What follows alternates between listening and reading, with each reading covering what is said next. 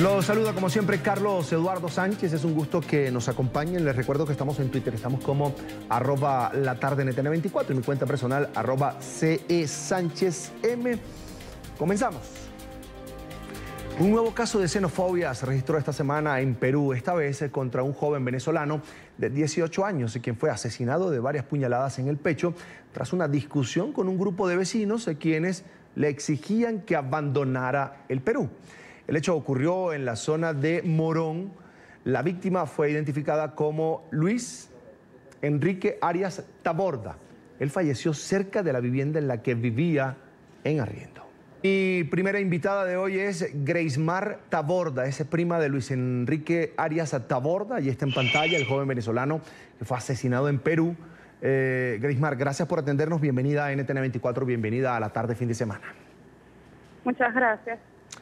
Greismar, ¿cómo sucedió todo? ¿Por qué una discusión termina en tan alto grado de violencia que tu primo termina siendo asesinado a puñaladas? ¿Qué pasó ese día? Bueno, mi primo se encontraba en la casa, vivía en la casa con 5 personas, de las cuales 4 eran menor de edad. Él salió ese día domingo 8 a trabajar.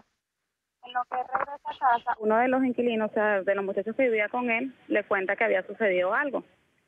¿Qué sucedió? El muchacho fue a la tienda a comprar una gaseosa y habían 6 personas borrachas y empezaron a meterse con él, decirle que era un veneco, que se fuera, que no lo querían. El muchacho andaba con un niño menor de edad, al que le dice que corra y pida ayuda. El niño llega a la casa, busca a su mamá, y el muchacho como pudo se zafó porque empezaron a golpearlo y llegó a la casa a contarle a su esposa lo sucedido. En eso llega mi primo, de trabajar. Y ellos le cuentan lo sucedido, que había pasado. Y él le dice, pero vamos a salir y conversamos con las personas a ver qué fue lo que pasó. Él sale y le pregunta, mira, ¿qué pasó? ¿Por qué lo golpearon? A lo que a los 6 personas, los 6 caballeros, empezaron a agredirlo, decirle que se fuera, lo hicieron corretear. Él corrió hasta un paradero que estaba ahí. Llamó al señor de la casa, que es un funcionario policial, y le dijo que si lo podía ayudar, y le contó lo sucedido. Le dijo que cuando él iba corriendo hacia la casa, el nombre del señor es Mangual Américo, el dueño de la casa, que es funcionario. Cuando él corrió huyendo, las personas, dejaron que se fuera y se fueron a la casa a destruir la casa.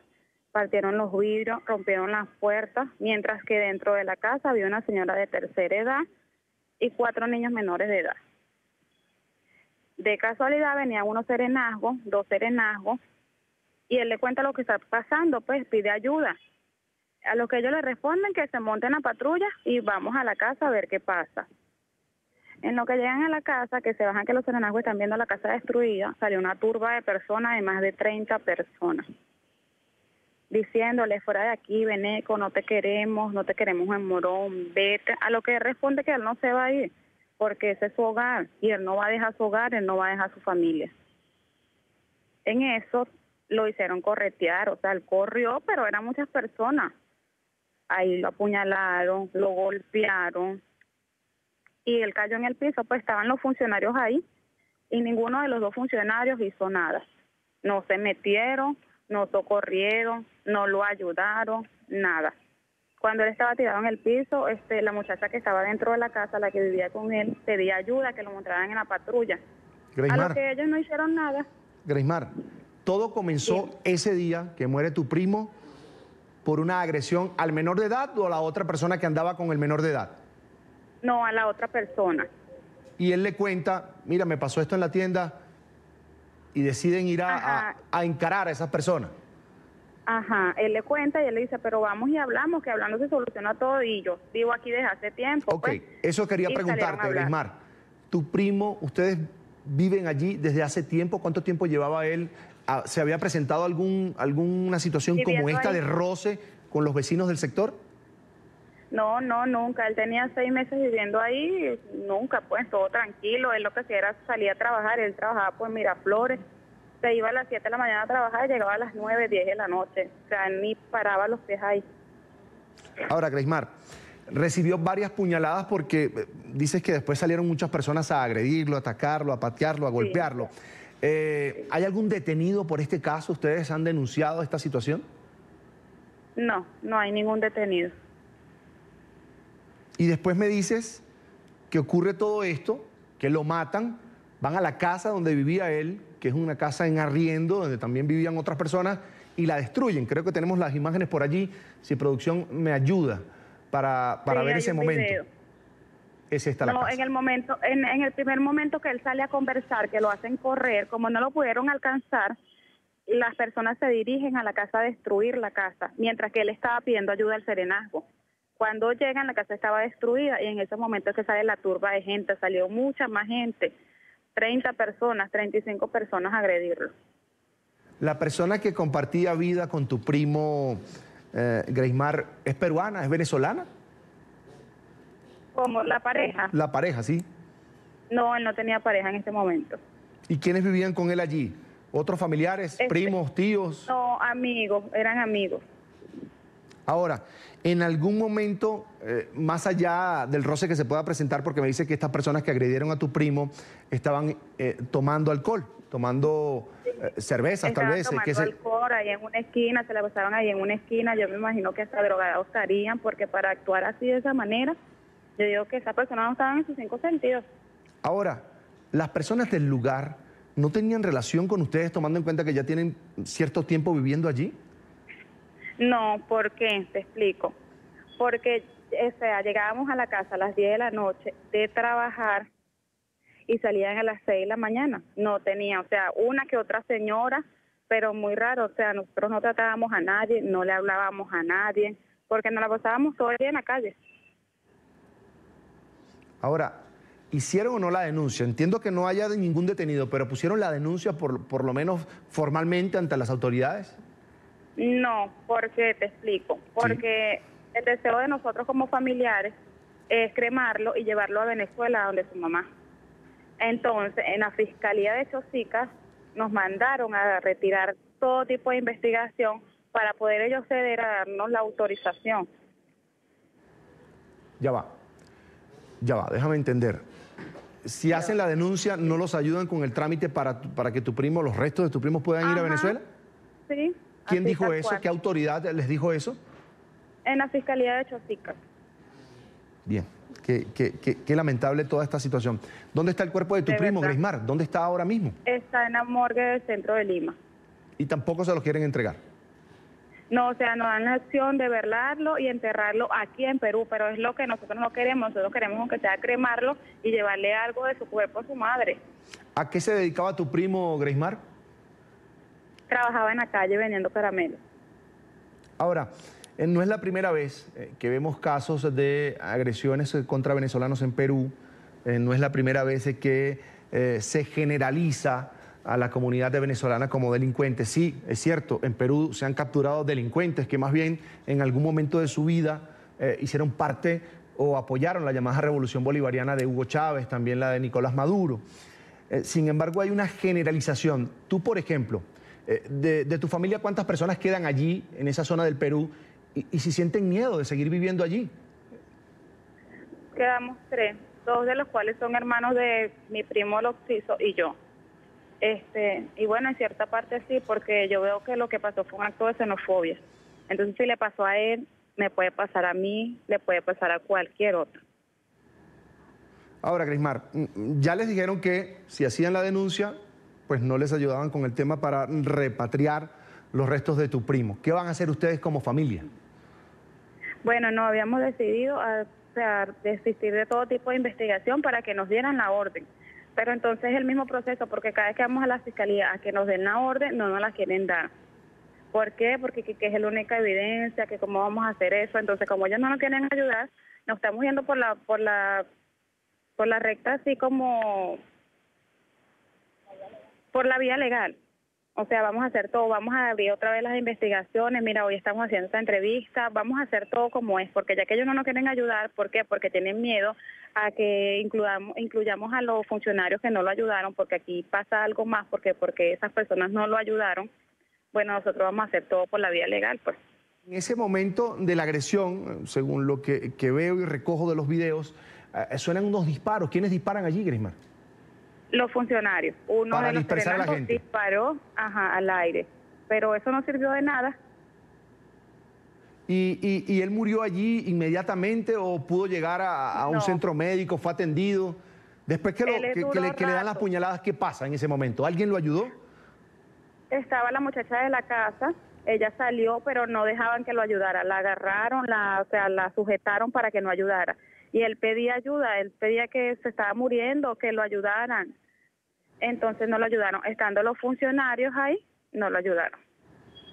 Ahora, Grace-Mar, yo te digo algo. Ceder a ese esquema de chantaje que tú me relatas, que es que en la fiscalía te dicen, si pones la denuncia, entonces no les ayudamos con el trámite para que puedan llevar a tu primo a Venezuela. Ceder a eso es caer también en corrupción, caer prácticamente en un delito.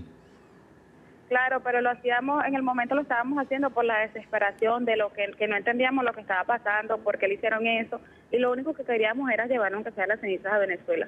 Pero ya ahorita pensando las cosas, hay que hacer justicia, porque hay funcionarios metidos en todo esto y no hicieron nada. Entonces, si ellos están actuando de esa manera es porque lo quieren encubrir, quieren que todo quede así como bajo cuerda, por decirlo de alguna manera. Dime otra cosa, Grace-Mar, en ningún momento en esa estadía de tu primo, de tus familiares en esta zona del Perú, han estado vinculados a una situación o al menos a una denuncia por robo, por delitos, por nada. Ustedes están totalmente limpios de ese tipo de acusaciones que se ven a la ligera, además. No solo en Perú, en Colombia también, en Ecuador, en todos los países de la región. Cabe acotar que ahí en el video dicen que se desató la turba porque él estaba escuchando música y estaba ebrio. Él no estaba ebrio. En la casa había 3 días que no había luz. Tenemos las pruebas de que tenían 3 días sin luz. Bueno, Grace-Mar, vamos a hacerle seguimiento, por supuesto, a este caso. Ojalá que puedan, por el bien, por supuesto, de la madre, de tu primo, que puedan recibir los restos de tu primo en Venezuela, que reciban ayuda, por supuesto. Por ejemplo, ¿no se han comunicado con la representación del gobierno de Venezuela en Perú para tener alguna ayuda en este trámite? Sí, llamamos al señor Oscar Pérez, que es el que está aquí ayudando en representación de los venezolanos. Entonces nos dijo que teníamos que ir a un sitio que se llama Encuentro, porque él como tal no nos ayudaba. Entonces, como yo pienso, él es el que está aquí en ayuda de los venezolanos. Entonces, ¿por qué no nos ayudó si él es de la ONG? Sí. Bueno, Grace-Mar, vamos a hacerle, por supuesto, desde aquí, desde NTN 24, seguimiento a este caso. Te agradezco mucho que hayas compartido con nosotros esta historia lamentable, por supuesto. Un abrazo a tu familia. Ojalá que todo pueda marchar en lo consecuente bien y que ustedes no corran el riesgo de llegar a un clima de violencia como el que vivió tu primo, que terminó con su vida, por supuesto. Te agradecemos mucho por el testimonio. Es Grace-Mar Taborda, prima de Luis Enrique Arias Taborda, un joven venezolano, 18 años, fue asesinado de varias puñaladas en una región de Perú. Gracias por estar con nosotros. Gracias. Avanzamos con más de la tarde fin de semana y lo hacemos con esta denuncia del ministro de Comunicación y de Información de Venezuela, del régimen venezolano, Jorge Rodríguez. Él afirmó que los cuerpos de seguridad del régimen desarmaron una presunta operación terrorista de la que responsabilizó, en este caso, a la oposición y en la que involucró al gobierno colombiano. Escuchen. Este asesino, Fernando Orozco, reunido con el señor Sisto Salamanca, policía del estado Sucre, y con el señor José Miguel Yegüe, corrijo la fecha que yo había mencionado, no fue el 5 de enero, fue este 5 de diciembre, hace exactamente 9 días que se dio esa reunión, y allí él expone que cuentan con 30 fusiles, que con esos 30 fusiles van a tomar el cuartel general Mariscal Sucre y el comando de la zona 53 de la Guardia Nacional Bolivariana, generar un baño de sangre allí, asesinar efectivos militares, robar el parque de armas, que es una posición fija de las acciones terroristas del Grupo Voluntad Popular. Si es el fuerte Paramacay, si es el asalto que hicieron al parque de armas de la Asamblea Nacional para el golpe del 30 de abril, si es el plan de asaltar el parque de armas del Banco Central de Venezuela. La idea es de hacerse de un grupo de armas para poder tener poder de fuego y penetrar desde Colombia a los grupos paramilitares que iban, como él bien lo dice, a generar disturbios, a generar escaramuzas, a generar asaltos en 6 estados del país en primer lugar. También menciona que los recursos para estos actos provienen de Cúcuta, es decir, es la plata que los gringos y el gobierno de Duque tienen en Cúcuta para financiar todos los actos terroristas, todos los actos de agresión en contra de Venezuela. Con lo que no contaban los gringos y con lo que no contaba tampoco el gobierno de Duque, es que, lo dice aquí este oro negro, es que la gran cantidad del dinero que se dio para el Cucutazo, que se dio para la penetración el 23 de febrero, que se dio para el golpe del 30 de abril y que se dio para esta operación también, pues se lo robaron. De vuelta con más de la tarde de fin de semana. Una pintura exhibida en el Palacio de Bellas Artes generó polémica en México. Esta obra, allí la tienen, es el centro de la controversia. La pintura muestra al líder de la Revolución Mexicana, Emiliano Zapata, sobre un caballo, desnudo, con un sombrero rosa y tacones en forma de revólver. La exposición desató protestas de manifestantes que están a favor y en contra de la diversidad sexual. Por ejemplo, los agricultores que admiran a Zapata también protestaron frente al Centro de Arte donde se exhibe el lienzo. Lo ven como un acto de degradación. La familia de Zapata pidió que se retire la pintura, aunque también finalmente llegó a un acuerdo con el gobierno y la pintura va a seguir allí en la exposición. Es como una burla, porque ese personaje, llevamos todos su historia muy legada y así en la forma en que lo están presentando, como que se está degradando lo que fue el señor. El autor de esta obra, Fabián Chaires, nos acompaña a esta hora. Bienvenido a NTN 24. Gracias, por supuesto, por atender esta invitación. Hola, ¿qué tal? Muchas gracias por la invitación. Es un gusto. Señor Fabián, ¿cuál era el objetivo de mostrar de esta forma al también llamado caudillo del sur, a Emiliano Zapata? Pues esta pintura la hice en 2014. La idea original era, cuestionar los estereotipos nacionales de hombre y este estereotipo del macho mexicano. Es decir, tenía algo de apoyo a la diversidad. Pues a la diversidad de representaciones. Porque realmente mucho se ha platicado sobre que, de hecho lo han retitulado como el Zapata gay, pero siempre hago énfasis en qué parte de la pintura hace alusión a su identidad sexual, a su orientación sexual. Sí, algunos elementos, pudiera decir la gente, algunos elementos, que sí, el tema rosa, pero los hombres también usamos camisas rosas. Por ejemplo, el sombrero rosa, podemos usar una camisa rosa, los hombres. Sí. Ese no es un tema... Sí, cualquier persona tiene libertad de usar la forma en la que sea la ropa y elementos. También los tacones, por ejemplo. Pero, en fin, sobre la violencia, señor Fabián, y la discusión, esa es una parte, usted hacía referencia a ella, que gira en torno a su obra. ¿Usted pensaba que alcanzaría estas dimensiones en esta obra o en esta exposición que se llama Zapata después de Zapata? Cuando lancé cuando presenté la obra en Zapata estaba bastante emocionado por exhibir junto a Diego Rivera y otros grandes de la plástica nacional y no para nada me imaginaba el impacto que iba a llegar a tener exponer esta imagen. Ahora, como artista, ¿siente que quienes se critican su obra están, por ejemplo, atentando contra su libertad de expresión? O sea, depende, porque hay comentarios positivos y comentarios negativos. Lo que respeto es la diversidad de interpretaciones. Bien, así como pide usted que respeten la interpretación que usted hizo también. Sí, exacto. Bien. Ahora, ha recibido amenazas porque también es un tema de violencia que se ha presentado, manifestantes a favor, pero también en contra, allí frente al lugar de la exposición. ¿Ha recibido amenazas?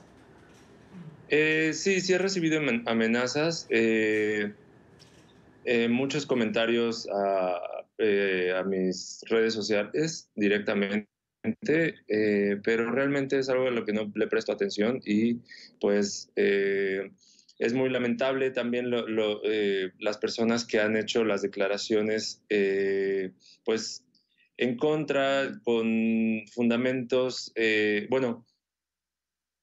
más bien han hecho declaraciones de odio contra mí, contra el museo. Entonces, siempre estas manifestaciones de odio en público muchas veces terminan en violencia. Entonces es lo preocupante. Y esto atenta contra la libertad de expresión y pues es algo que nos compete a todos como sociedad. Al final del camino, lo que busca una obra de arte es también generar discusión, generar distintas opiniones. Pues una obra de arte puede tener muchas aristas. Una de ellas es cuestionar y mostrar otras realidades que por lo general en los medios de comunicación no se abordan. Una de ellas es, por ejemplo, esta masculinidad hegemónica en la que siempre vemos hombres musculosos, heterosexuales y bueno, el arte lo que busco con esta obra es pues mostrar una opción diferente a ello. O sea, de alguna manera fue una crítica al machismo. Y quería preguntarle, ¿usted siente que de alguna manera fue una crítica al machismo? Sí, y a las concepciones que tenemos de masculinidad, que muchas veces son bastante tóxicas y bastante violentas. Cierro con esto, señor Fabián. La demanda anunciada por la familia Zapata en su contra sigue en pie. Sé que hubo acuerdos con el museo, con el gobierno, pero ¿la acción en contra suya sigue en pie o ha podido conversar con la familia Zapata? Creo que un nieto fue quien anunció la demanda.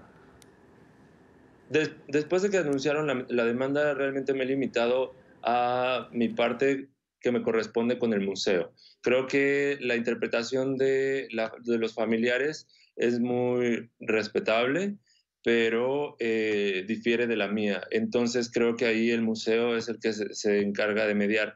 Por mi parte no he recibido ningún llamado ni he tenido acercamiento con la familia.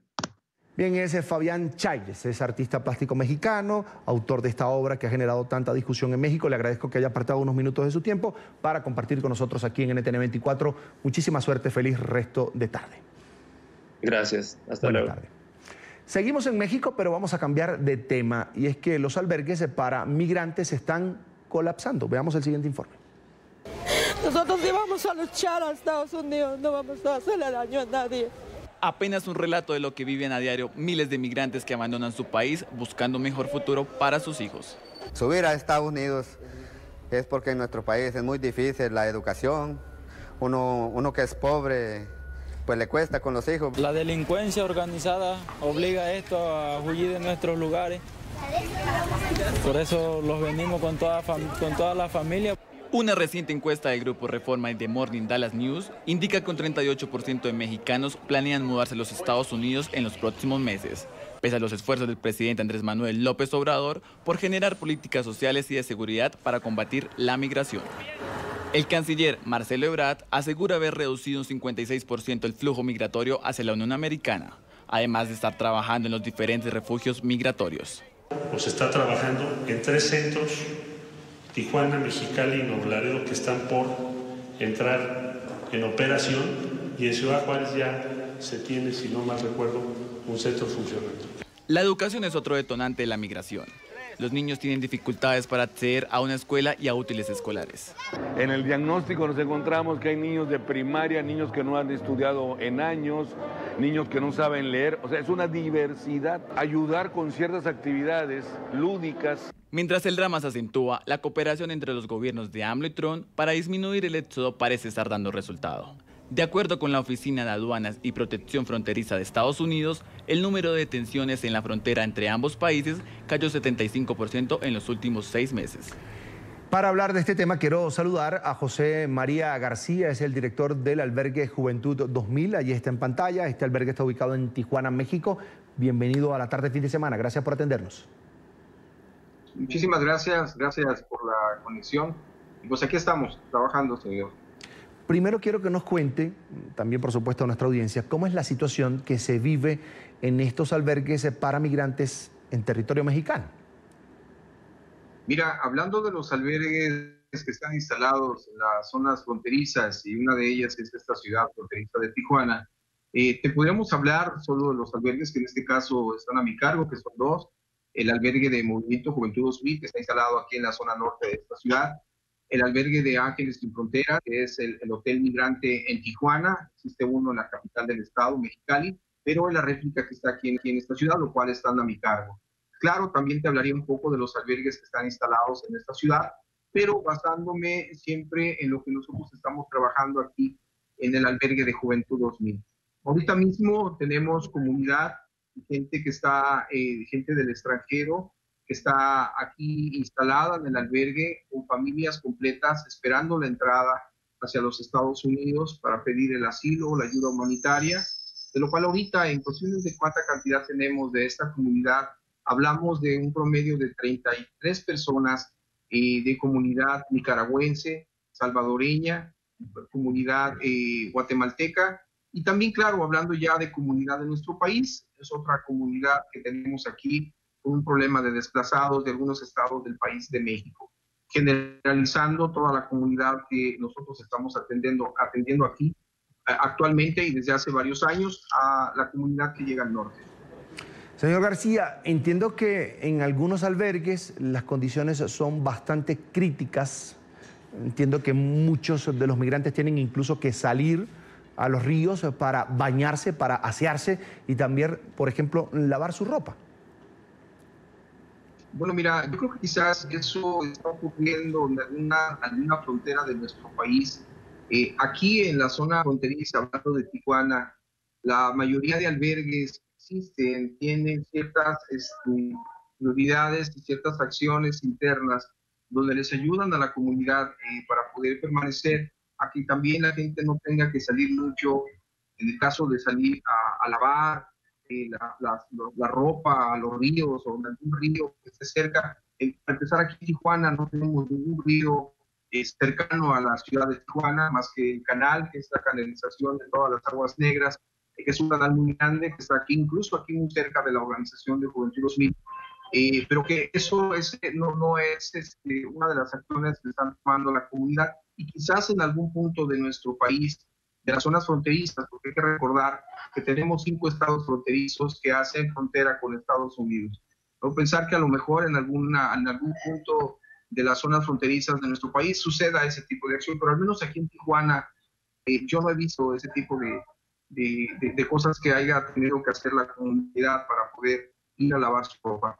Te puedo decir incluso de Juventud 2000, aquí en el albergue tenemos área de lavandería, por medio de unas donaciones nos pusieron 2 lavadoras con 2 secadoras, de lo cual de forma rotativa la gente está lavando su ropa aquí en la organización, y algunas otras acciones que se hacen de forma interna. En otros albergues, repito, no veo esa necesidad. Yo no he escuchado con los compañeros de las diferentes organizaciones que haya ese tipo de acciones o de que tenga que la gente salir a lavar su ropa en las calles.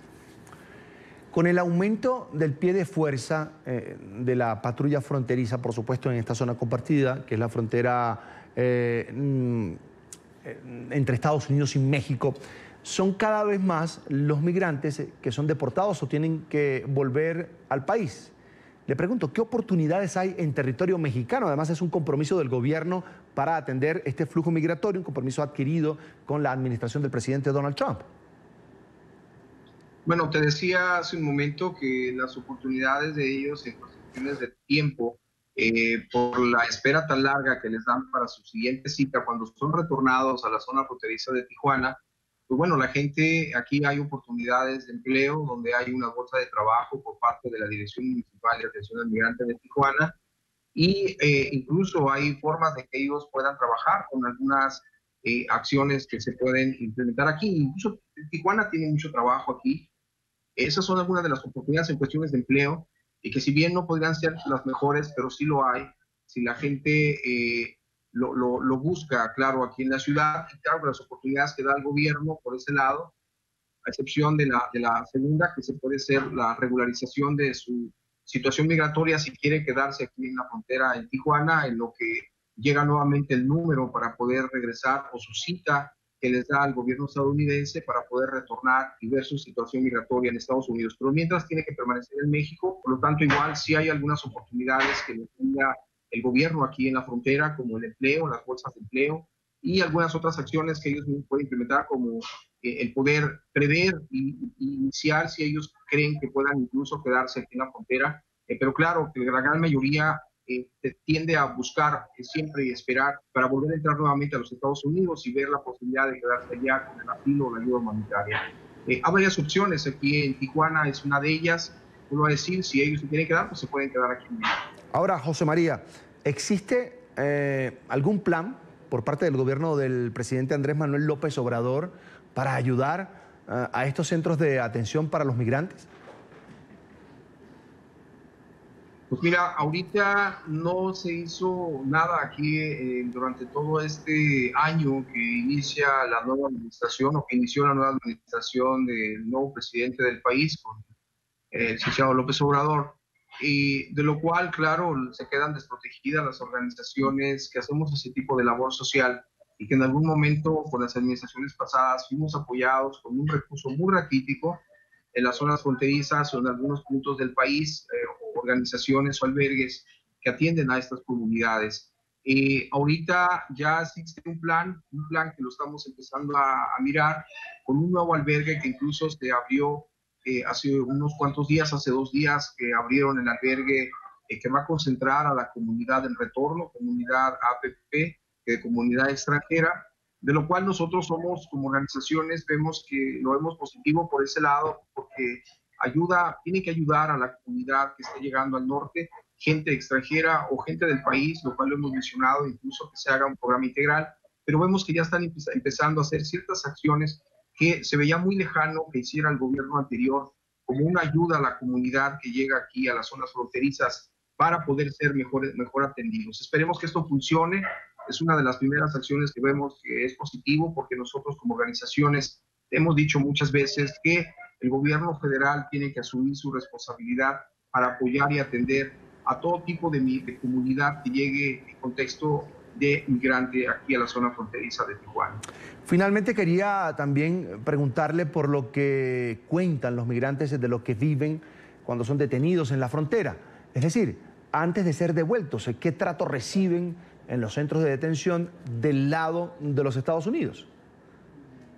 Fíjate que yo te podría decir y hablar desde el inicio del año, en el 2019, cuando incluso en el 2018 los acontecimientos muy complejos, muy complicados, muy lamentables, podemos decir, con la comunidad de un grupo tan grande que venía, la caravana más grande, que se concentraron más de 5.500 personas aquí en la ciudad de Tijuana, en la unidad deportiva Benito Juárez de la zona norte de la ciudad, a unas cuadras de aquí de Juventud 2000, donde la situación se puso muy compleja y bajo unos acontecimientos de querer cruzar a los Estados Unidos de forma intempestiva, se veía una rebelión muy fuerte por parte del gobierno estadounidense, lo cual creó como un resentimiento hacia las comunidades, principalmente comunidad hondureña, donde yo tuve algunos precedentes aquí o alguna información de algunas personas que fueron maltratadas verbalmente allá en la Unión Americana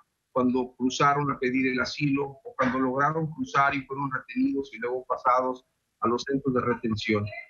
Fueron algunas personas que alcanzaron a llegar aquí a mi albergue, donde nos decían que fueron maltratados en algún momento verbalmente por autoridades migratorias en Estados Unidos. Todo eso fue bajando conforme pasaron los meses. Actualmente, te podría decir que reciben ya otro trato, ya la gente que ha retornado, que ha permanecido 1, 2 o 3 días en los lugares de retención, que les dan el nombre ahora de las hieleras, le pusieron un sobrenombre en la comunidad que va a buscar el asilo y lo pasan a un centro de retención, ahora ellos lo llaman como la hielera. le pusieron un sobrenombre, donde ya el trato ha cambiado. Lo único que no ha cambiado es que hace demasiado frío, que por eso le pusieron el nombre de la hielera. Es el único que hemos detectado. Ha bajado el maltrato verbal, como lo vuelvo a decir, pero que en su momento, al inicio del año 2019, mucha gente o algunas personas que llegaron al albergue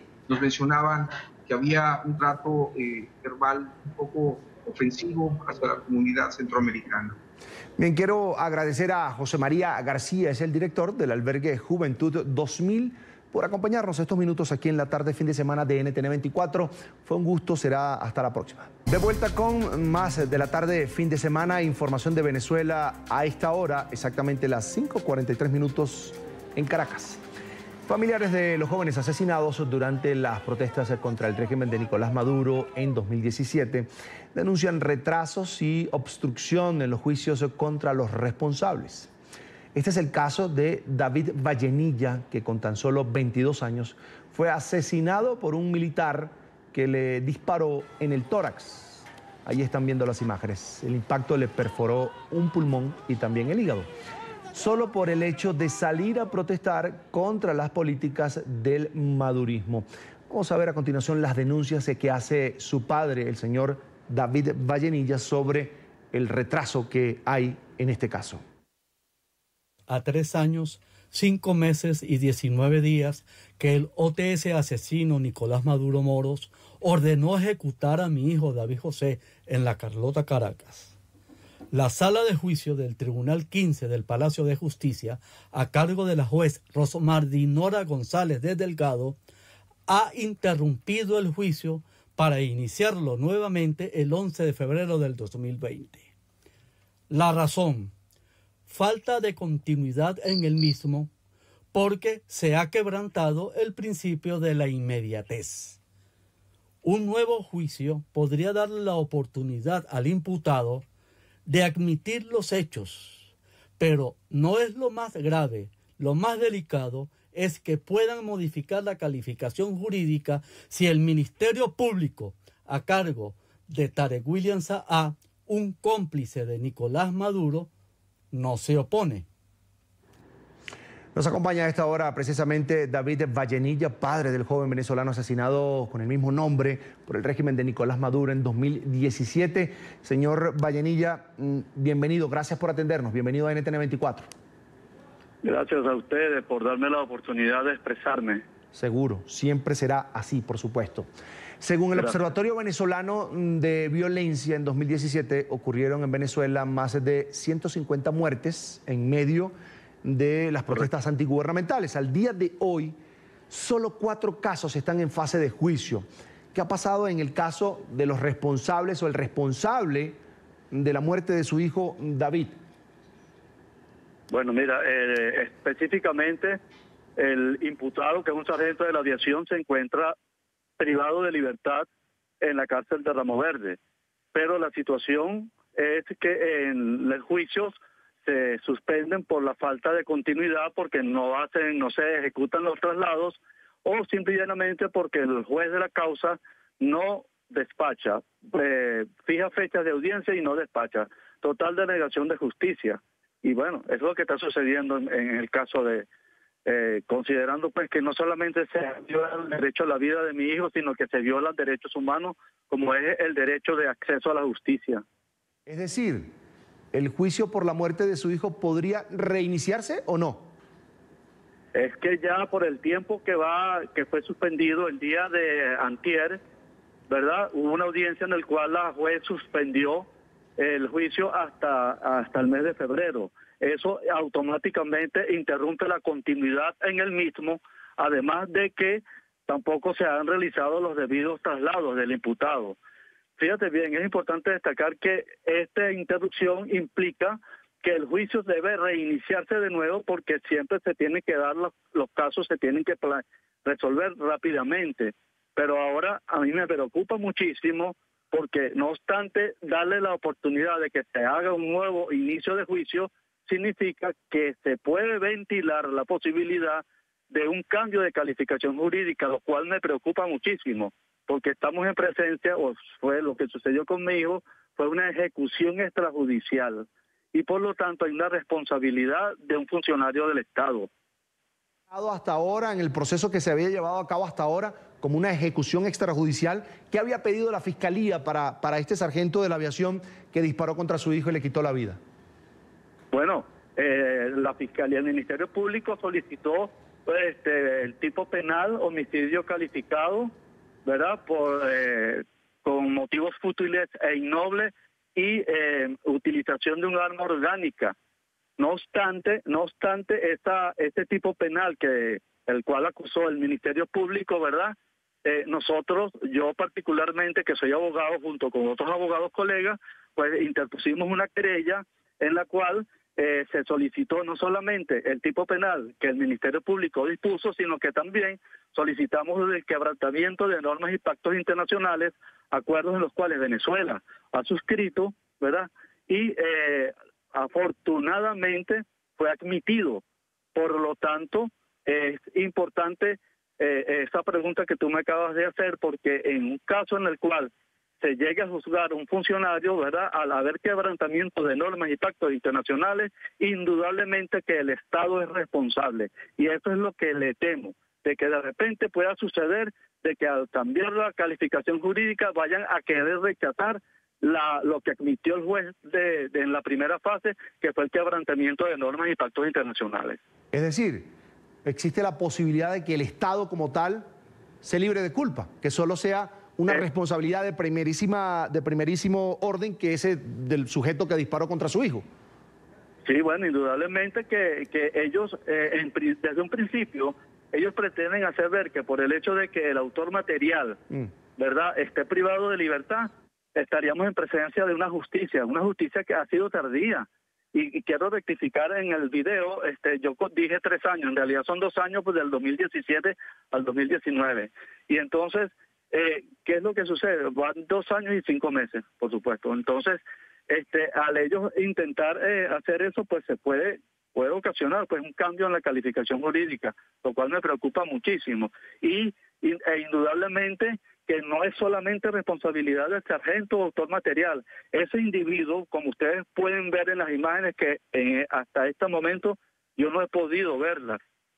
Estas imágenes que todo el mundo entero las vio, es un efectivo militar que dispara apostado en una reja, ¿verdad?, protegido por 2 militares más a cada lado, y dispara sacando el arma por la reja hacia afuera, hacia donde están los civiles, y ahí es donde le dispara a mi hijo, causándole la muerte.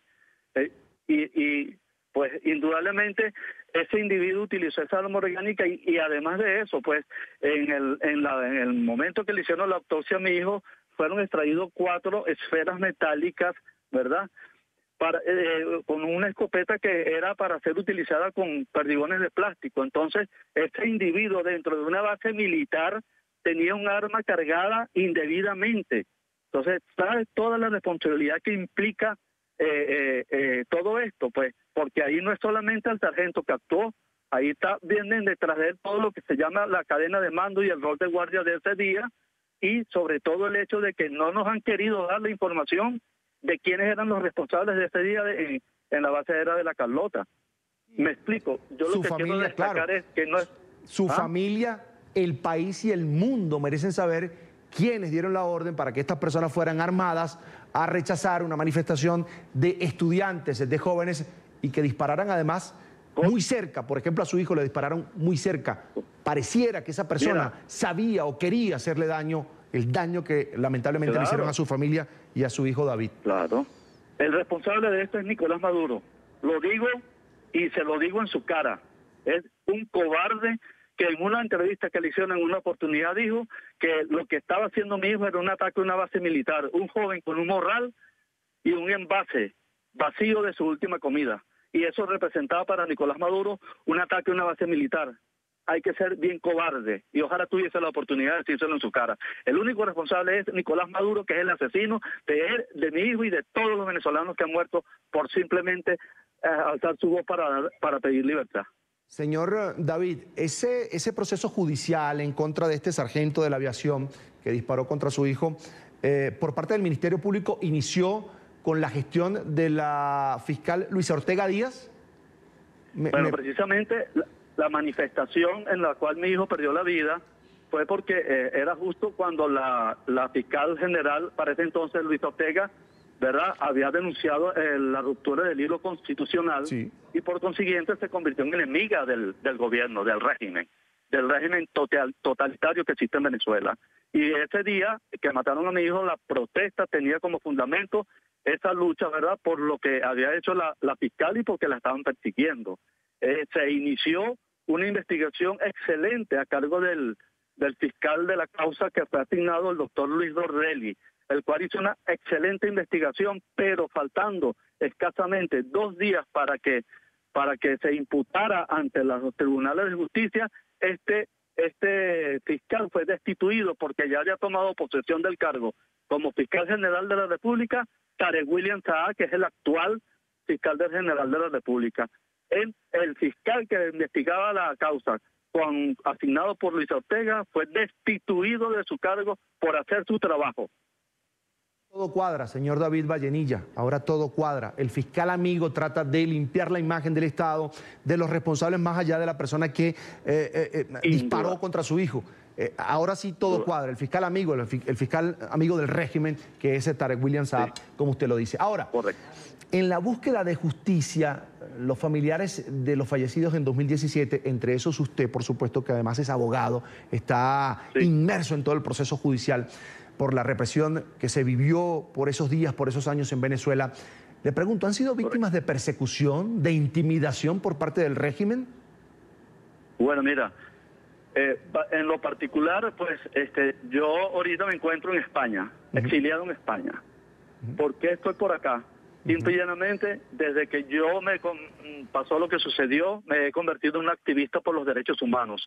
Y tú sabes lo que representa un activista por los derechos humanos en un régimen totalitario como el que existe en Venezuela. Es enemigo del gobierno. Y bueno, indudablemente, pues en una oportunidad de mi hijo fue asesinado en junio, en noviembre, mi oficina donde yo ejercía mi trabajo profesional, porque de hecho yo trabajaba en Venezuela con la doctora Mónica Fernández, una doctora, yo era su abogado solidario, formaba parte del equipo de la doctora Mónica Fernández, una doctora muy reconocida en Venezuela, y yo formaba parte del equipo de ella como abogado solidario. Y tenía mi despacho en el sector donde yo vivía, a las afueras de Caracas.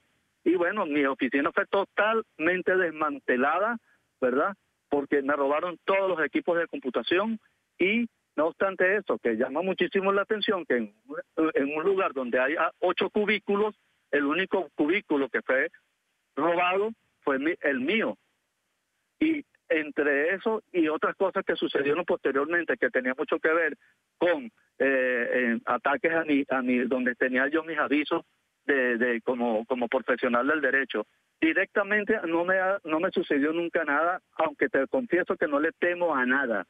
Yo me vine para acá precisamente porque mi hijo tenía la nacionalidad española por naturalización y estoy buscando y tocando los escenarios internacionales porque yo sé que en Venezuela, mientras Nicolás Maduro, el asesino ese, esté en el régimen, no va a haber justicia ni por David José ni por todos los jóvenes asesinados desde el 2014 hasta la fecha actual. Señor David, la lucha de la que hizo parte su hijo David, un valiente, por supuesto, venezolano, por un mejor país, por más oportunidades, por la democracia, por la libertad de Venezuela, continúa. Y siguen también, por supuesto, los atropellos. El régimen viola leyes, la Constitución, tratados internacionales y además encarcela a quienes piensan distinto. Y a pesar de la crisis, quienes están en el poder parecen atornillados por la maldad. Ahora, ¿cómo ve usted el país? ¿Tiene fe en que el cambio llegará pronto, mañana, más tarde, a mediano plazo? Mira, quisiera decirte que sí tengo fe en que a corto plazo pudiese cambiar, pero la verdad que lo veo muy difícil. Hay muchos intereses, ¿verdad? Y si nos vamos un poquito más en detalle, el régimen, ¿verdad?, cuando se ve que hay ayuda internacional, cuando se pretenden ayudas internacionales por la crisis, dice que tienen que respetar de la soberanía. pero resulta que la soberanía venezolana fue violada hace muchos años por los cubanos, los rusos y los chinos. Y yo dificulto, mientras esa gente esté en el país con tantas riquezas que existen en Venezuela, esa gente quiera dejar a Venezuela libre. Lamentablemente, los intereses son no por el pueblo, sino por las riquezas que tiene Venezuela, y yo dificulto, ojalá me equivoque, pero dificulto que mi país sea libre en corto plazo. Señor David, una pérdida, por supuesto, como la que usted, su familia vivieron, los amigos de su hijo vivieron, es imposible de superar. Yo lo entiendo y lo acompaño además en su dolor. Pero ¿cómo recuerda usted a su hijo David, que apenas tenía 22 años? Bueno, mira, se aprende a vivir con dolor. Es irreparable porque además era mi único hijo y de verdad pues todos los días lo lloro,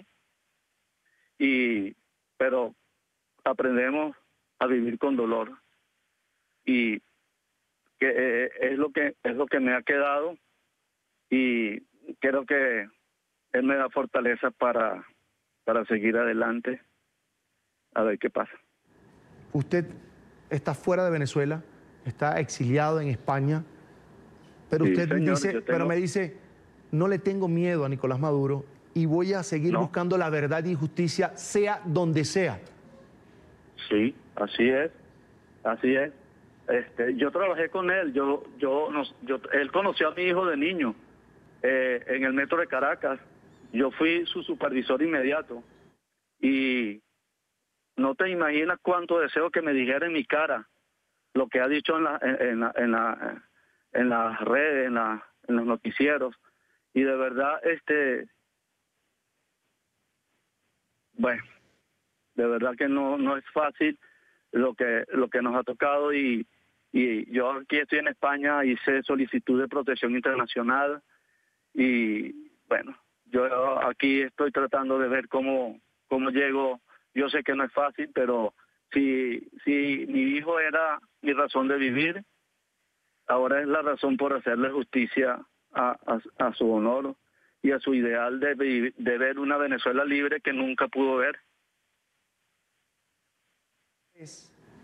Más temprano que tarde, señor David, usted que es venezolano, yo que soy venezolano, los amigos de su hijo que son venezolanos, que sudaron Venezuela, van a volver a ver la democracia y la libertad. Yo le agradezco mucho, mucha fortaleza, por supuesto, para usted, para su familia. Lo apoyamos, por supuesto, en este camino en busca de justicia por la muerte de su hijo. Lo lamentamos desde el primer momento que se supo. Y le agradezco mucho que siga en contacto con nosotros y que no desmaye en este proceso del caso de su hijo para que, repito, más temprano que tarde haya justicia. Señor David, le envío un abrazo. Indudablemente que la voy a seguir luchando hasta el final, y les doy las gracias nuevamente por la oportunidad que siempre me han dado desde Colombia para yo expresarme y dar a conocer la realidad de lo que sucede en Venezuela y sobre todo lo que le sucedió a mi hijo de manera tan injusta. Y ahí vamos a estar, señor David Vallenilla, padre de un joven venezolano que fue asesinado por salir a protestar contra el régimen de Nicolás Maduro. Gracias por estar con nosotros. Hasta luego. Abrazo. El drama de los migrantes venezolanos ha tocado el corazón de muchas personas en América Latina. Tal es el caso de Emiliano Moscoso. Es un colombiano de raíces españolas cuyos abuelos huyeron de la guerra civil y hoy, a través de su restaurante, allí lo tienen en pantalla, se llama Sierra Nevada, con 15 sucursales en Bogotá, la capital de Colombia, tiende la mano a quienes buscan oportunidades lejos de la tierra que los vio nacer. Su labor hizo que la embajadora de Estados Unidos ante la ONU, Kelly Craft, se acercara al restaurante Sierra Nevada en Bogotá para ver de cerca, más de cerca, el trabajo que adelanta este empresario colombiano con el tema de los migrantes venezolanos. Me vine caminando desde la frontera, dormí muchas veces en la calle, metí los papeles en Sierra Nevada por intentarlo y fue la única empresa que me recibió los papeles sin antes preguntarme, ¿eres venezolano o no? Nos dijeron de amedrentar al pueblo, si a nosotros nos amedrentaban, nosotros amedrentarlos a ellos. Y no me gustaban esas injusticias. Yo pienso que encontrar trabajo en alguna empresa, sobre todo para las personas sordas, es muy difícil porque nos rechazan. Bueno, lo más difícil, pues siento que es estar solo, ¿no? Falta mi familia, ese sentimiento de soledad. Nos acompaña precisamente aquí en estudio Emiliano Moscoso, es el fundador, por supuesto, CEO de Sierra Nevada, un restaurante que tiene lugar en la capital colombiana, en Bogotá. Señor Moscoso, bienvenido, gracias por estar con nosotros. Carlos, ¿cómo estás? Es un gusto. El gusto es mío. Sé que usted es colombiano, pero tiene raíces españolas, es decir, viene de extranjeros, usted, en Colombia. Ahora, ¿cómo nace todo? Porque ayudar requiere de mucho corazón y los empresarios, por supuesto, tienen que cuidar su inversión, tienen que cuidar la imagen, por ejemplo, de un restaurante como el suyo, pero sin embargo, y a pesar de todo lo que se dice, porque le cuento algo, al inicio de este programa hoy, tratamos un caso de xenofobia en Perú, un venezolano que fue asesinado 18 años, fue apuñalado por varias personas, es decir, en un tema de intolerancia, de violencia, es decir, usted le ha puesto coto a eso, usted ha mostrado otra cara de lo que es la migración venezolana hacia Colombia. Yo quiero que comencemos por allí, que me cuente cómo comenzó todo. Pues mira, yo tengo una teoría y es en la medida en que uno segregue a grupos poblacionales, de alguna manera uno mismo se está haciendo un mal, ¿sí?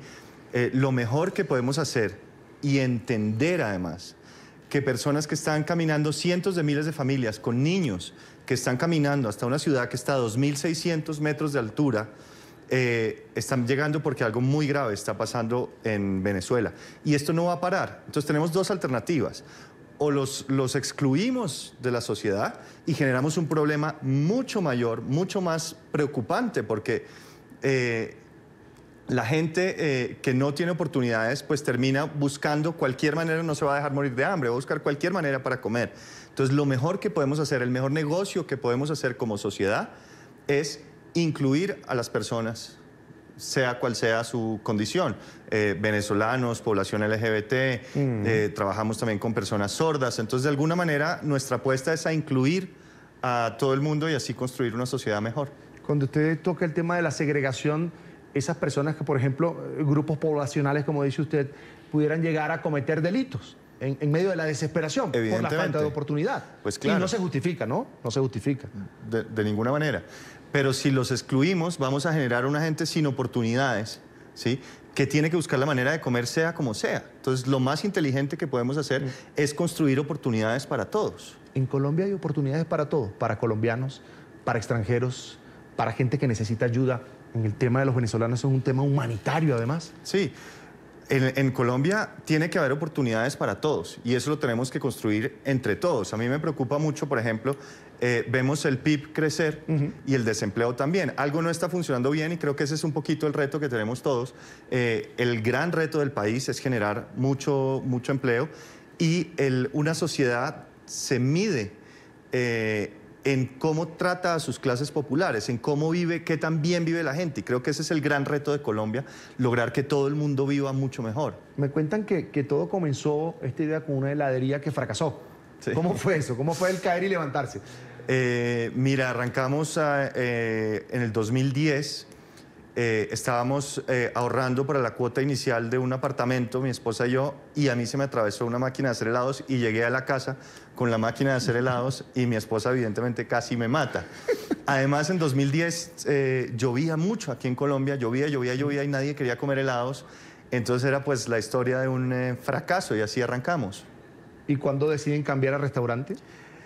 Teníamos dos oportunidades, o cerrar y perder la inversión, o buscar diversificar, y de alguna manera las hamburguesas iban bien con las malteadas y ahí encontramos un match y ahí arrancó la historia de Sierra Nevada, que es una compañía que ha venido creciendo en estos últimos 9 años a 2 dígitos, sin socios, sin inversión. ¿Usted y su esposa? Trabajo, los dos, sí. ¿Y los dos trabajan allí permanentemente? Los dos trabajamos de sol a sol. Ahora, ciudadano de las Américas. Sí, señor. Cuénteme de ese galardón, de esa distinción. ¿Por qué? Bueno, básicamente por el trabajo que hemos estado haciendo con venezolanos este año. Era un trabajo que veníamos haciendo nosotros, para nosotros, sin ninguna expectativa mayor. Y de repente este año el ACNUR se interesó por el modelo de inclusión nuestra y nos estuvimos incluso en la Unión Europea hablando, después estuvimos en Nueva York y por último nos invitaron a Washington y nos dieron este premio, el Ciudadano de las Américas 2019. De la OEA. De la OEA Sí. y Trust of Americas. Bien, ahora, ¿usted alguna vez se imaginó que realizando esta labor social, es empresario, pero también tiende la mano, hay corazón allí en esa empresa?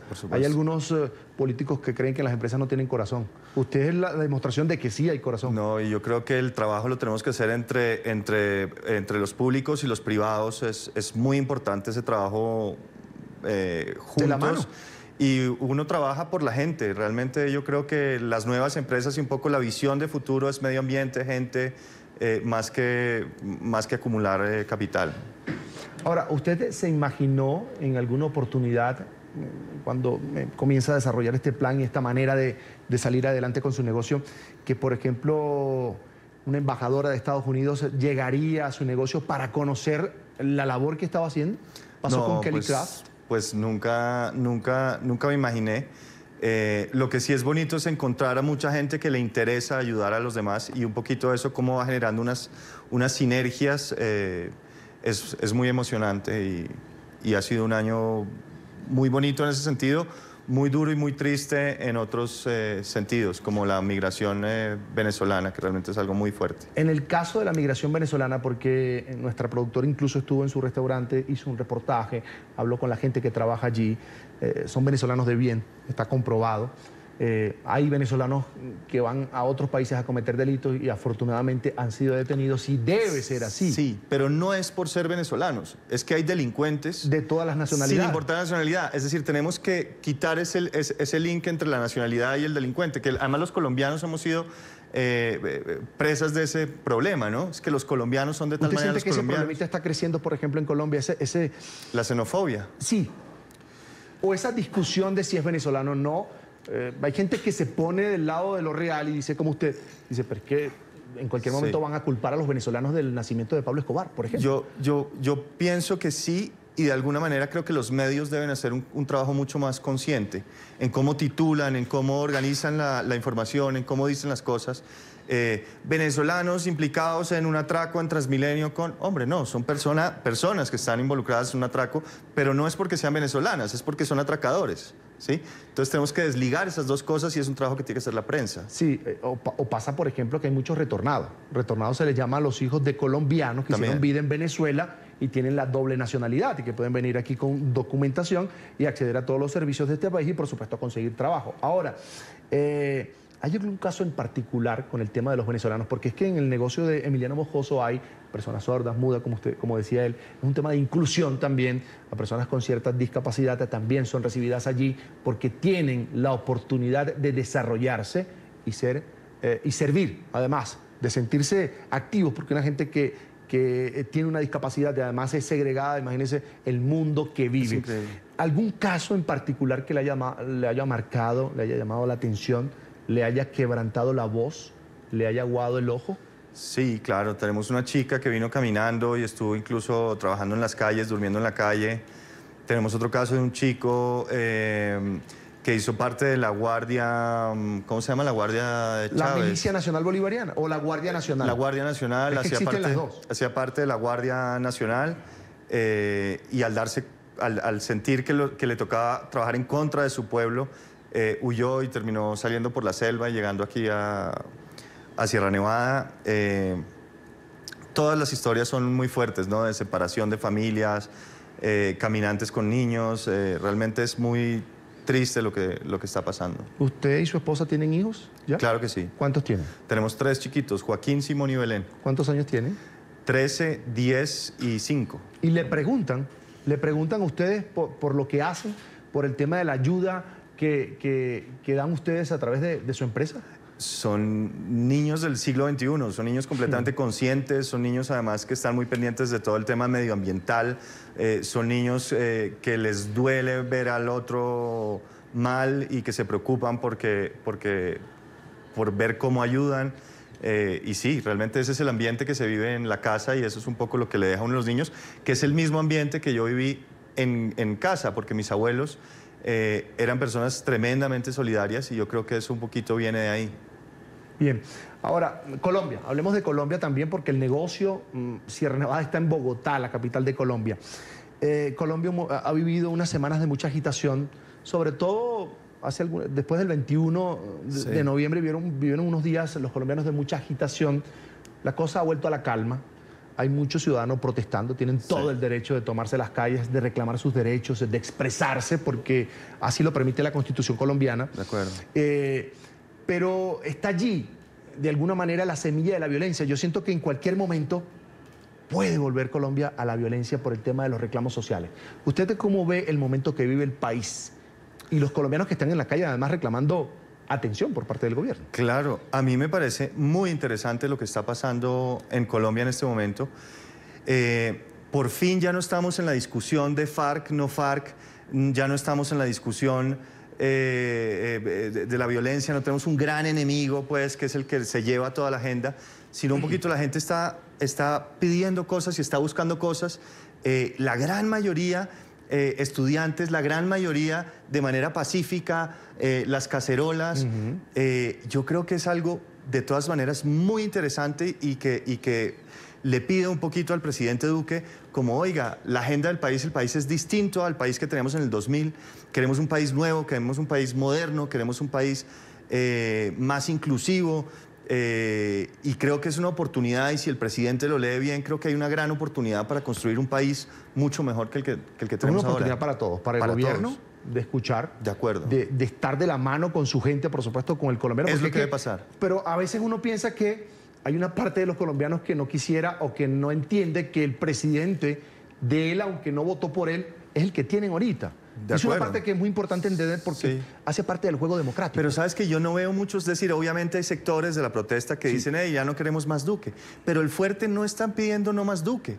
La gran cantidad de personas están diciendo, Duque, óiganos, Duque, venga, párenos bolas. ¿Sí?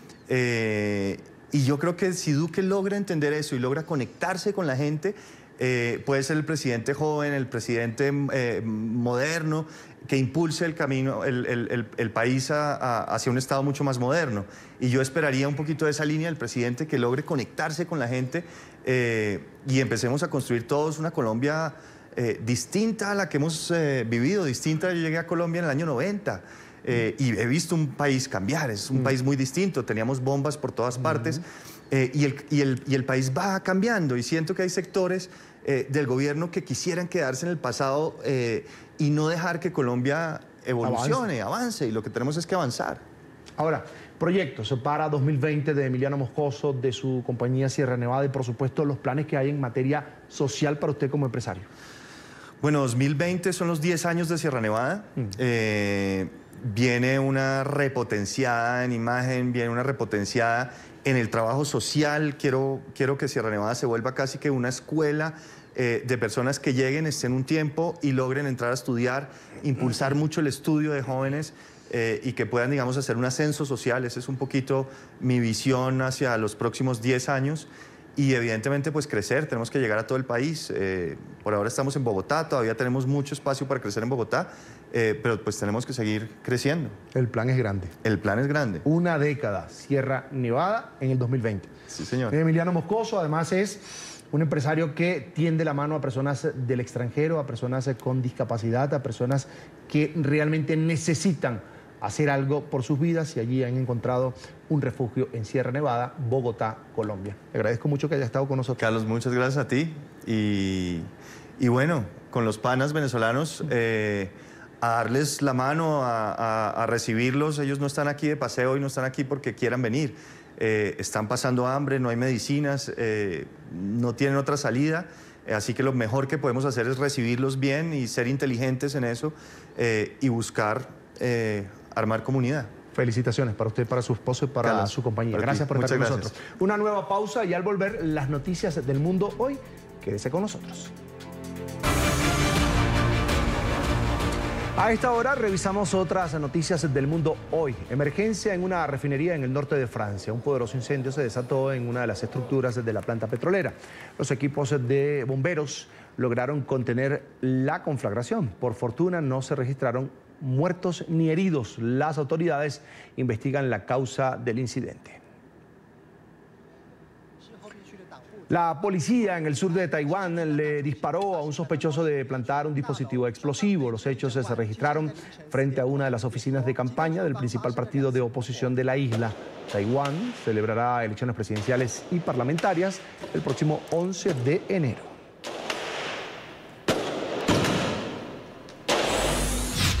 Sigue la emergencia ambiental en Australia. Las altas temperaturas y los fuertes vientos avivaron los incendios que desde hace varios días amenazan la costa occidental del país. Los termómetros en la región rondaron los 40 grados centígrados, haciendo estragos en las operaciones de los bomberos que luchan para contener el fuego. Sin un acuerdo, los países que participan en la Conferencia de las Naciones Unidas sobre el Cambio Climático de 2019 extendieron las sesiones. El cierre del encuentro se aplazó debido a las divergencias y la falta de acuerdos entre los representantes de las naciones presentes en la conferencia. Los líderes intentan responder con un acuerdo a la emergencia climática que ha sido advertida por la ciencia y también por la sociedad civil. La obligación de endurecer los recortes de emisiones y los futuros mercados de carbono han sido los motivos de diferencia en las discusiones. El nuevo pacto tendrá lugar 4 años después de la firma del Acuerdo de París, con el que se intentó frenar la emergencia por el calentamiento global. This was the COP of ambition. We are not seeing the ambition.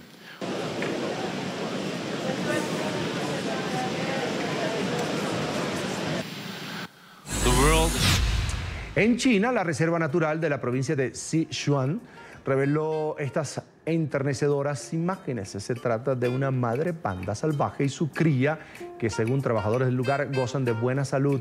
El cachorro toma agua de un arroyo mientras su mamá explora el terreno. Es la primera vez que la reserva logra capturar en video a estos mamíferos.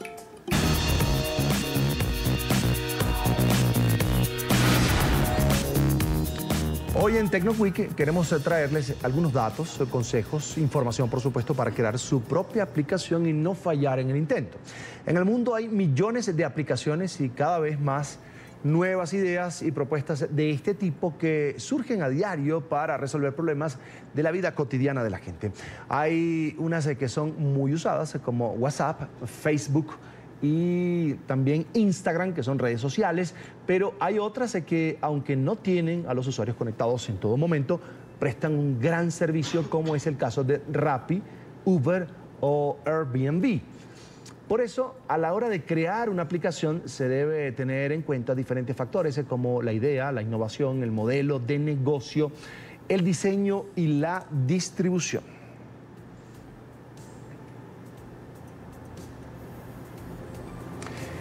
Para hablar de este tema hemos invitado, por supuesto, a un experto. Se trata de Camilo Páez, director comercial de Funky Monkey. Bienvenido, Camilo, es un gusto.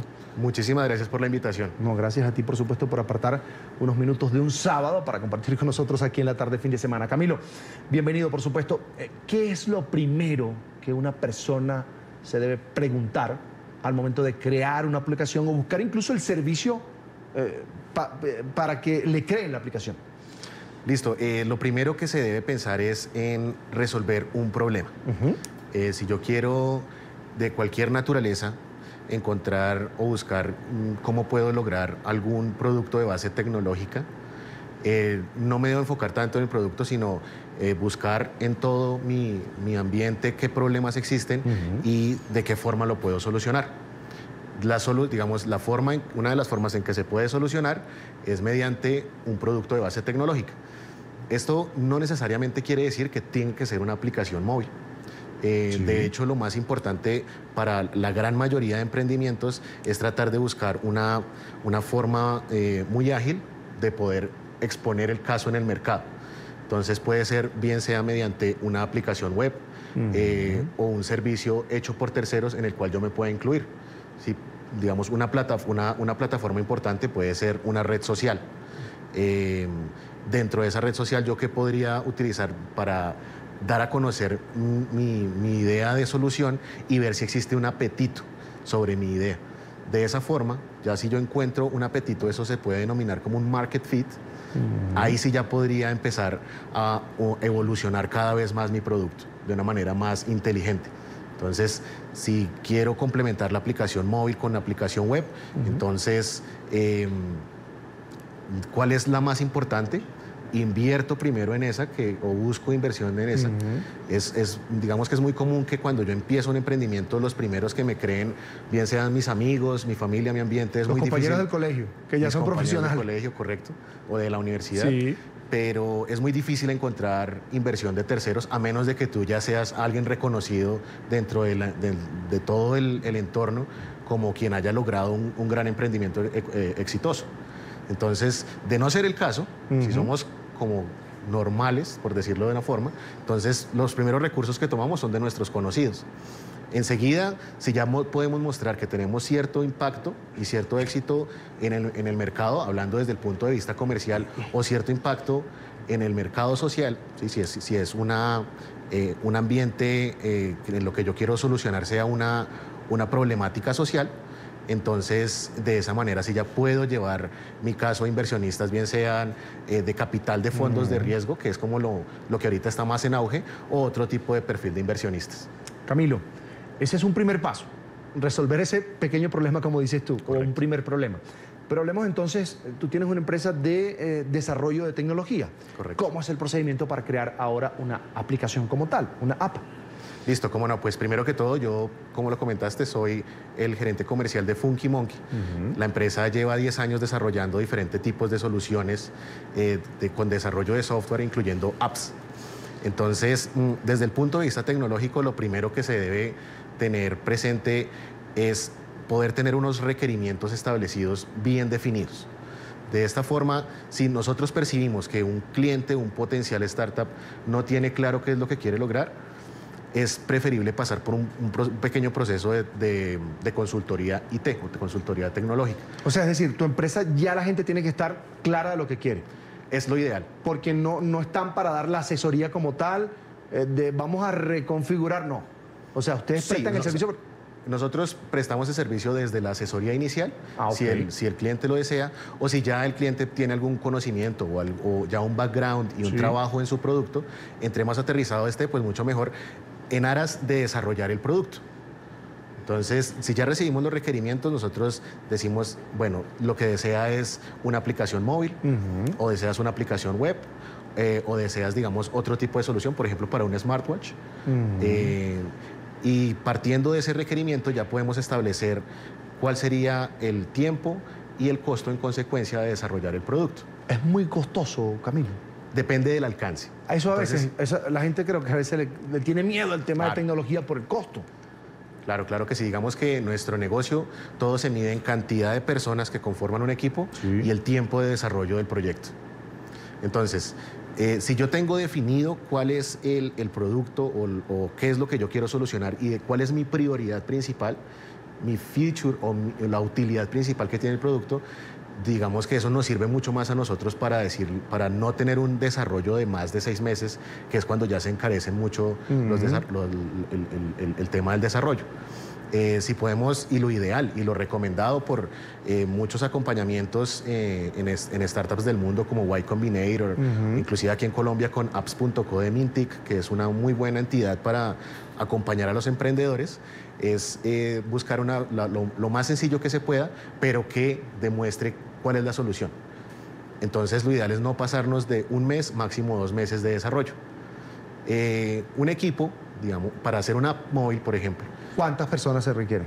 Se necesita un project manager que va a ser, digamos, quien va a estar interactuando con el cliente constantemente y también manejando al equipo interno. Se necesita un diseñador una cabeza. El diseñador de tiempo completo, digamos, como por la primera etapa del desarrollo. Esto va a ser quien va a definir la experiencia de usuario, que es muy importante, es uno de los factores que definen qué tan exitoso va a ser el producto o no, y después cuál va a ser el look and feel. Teniendo ya el diseño terminado, entonces ya vamos en 2 perfiles, se necesitan generalmente 2 desarrolladores. Un desarrollador para hacer el core funcional, lo que digamos dentro del medio se conoce como el backend.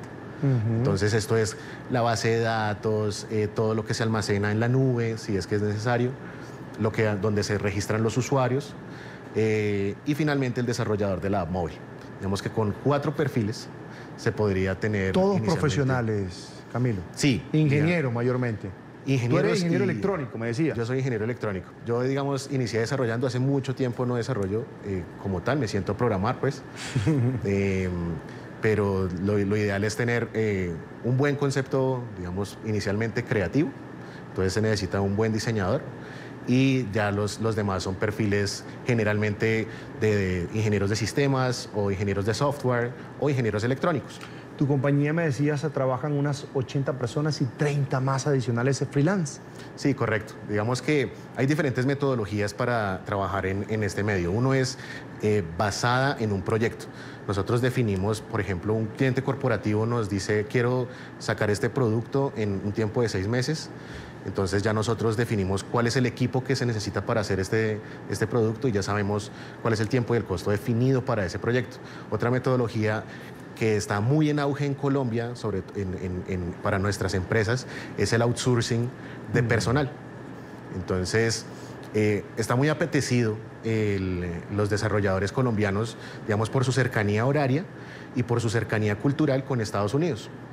Entonces, en muchos casos, simplemente un cliente en Estados Unidos nos dice, necesito que me prestes 4 desarrolladores tuyos y yo trabajo directamente con ellos. Entonces, se presta este outsourcing nearshore. Ahora, todo nace en Colombia, se expanden a Reino Unido y tienen pensado ya abrir una oficina en Estados Unidos, en Miami. Eso es correcto. Eso es correcto. ¿Está creciendo la demanda, a tu juicio, Camilo, de servicios de tecnología cada vez más? Sí, es la idea. ¿En cuánto se calcula ese crecimiento? ¿Se tiene un estimado, Camilo? Digamos que eso va muy de la mano en temas de oferta de personal en el país. Entonces, ¿qué tanta oferta, cuántos profesionales están lanzando las universidades en Colombia? Entonces, hay un gran impulso de Medellín, hay un gran impulso de Bogotá, se está generando grandes impulsos de Barranquilla y de Cali para este tipo de perfiles. Inclusive no solamente desde el punto de vista de desarrollo, sino nuevos perfiles que se van creando a medida que esto va evolucionando. Análisis de datos, ingenieros de datos, científicos de datos, que en esencia son matemáticos que empiezan a encaminarse por el punto de vista del desarrollo. Entonces, sí se está creciendo. Se podría crecer mucho más si se impulsara un poco a nivel de gubernamental y estatal. Eso siempre es un reclamo en Colombia, Camilo. Aunque tiene el crecimiento, tú dices, Colombia está muy bien vista y demanda mucho a la gente de afuera, el trabajo de los que están en Colombia, pero siempre se reclama un apoyo al tema de la ciencia y de la tecnología en Colombia. Sí, es más para poder tener mayor densidad de profesionales con los skills necesarios, no solamente tecnológicamente, sino en inglés. Uno de los principales retos y digamos, internamente para nosotros es poder capacitar a nuestros muchachos para que puedan mejorar su nivel de inglés, porque de nada me sirve tener un gran profesional con mucha experiencia, un senior, que no pueda interactuar con mi cliente directamente. Entonces, digamos que en esto nos lleva un poco de ventaja Argentina, Brasil, aunque Brasil es un mercado por sí solo muy grande, pero México también por su cercanía ya con Estados Unidos. Pero la densidad de profesionales que hablan inglés de nuestra área es mayor. Creo que en este momento a nivel estatal se está impulsando eso y también lo debemos hacer a nivel particular. O sea, todas las empresas que trabajamos en esto sabemos que ese es un factor clave a identificar y de todas maneras nos toca hacer algo internamente a nosotros para mejorar estas habilidades. Compañías como la tuya, Camilo, manejan mucha información de clientes. Claro. ¿Cómo garantizan ustedes la seguridad de esa información a ese cliente? Esa es una pregunta muy importante. Más que en el área de bancas y finanzas, el sector que más seguridad exige en su información son los laboratorios de farma. Nosotros hemos tenido experiencias con Pfizer, con Novartis, con Takeda, donde antes de empezar cualquier proyecto hay que pasar varios procesos de certificación para validar que la empresa está manejando la información de una forma segura, de una forma responsable, derecho porque la legislación mundial así lo ordena. Entonces, se deben tener, dentro del desarrollo de cada proyecto, saber qué nivel de seguridad necesitamos en cuanto a la información. Por ejemplo, si vas a hacer una aplicación donde vas a manejar información de pacientes con sus correspondientes patologías, ya de hecho eso es información súper sensible que va a estar viajando por todo el sistema, sí, pero que únicamente el profesional de la salud y el paciente van a conocer. Bien. Todo lo demás tiene que estar totalmente cifrado, codificado, siguiendo unos estándares internacionales. Está solo para agradecerle su sintonía hoy en Twitter, @latardenetn24 y mi cuenta personal, @CESánchezM. Hasta mañana en la tarde.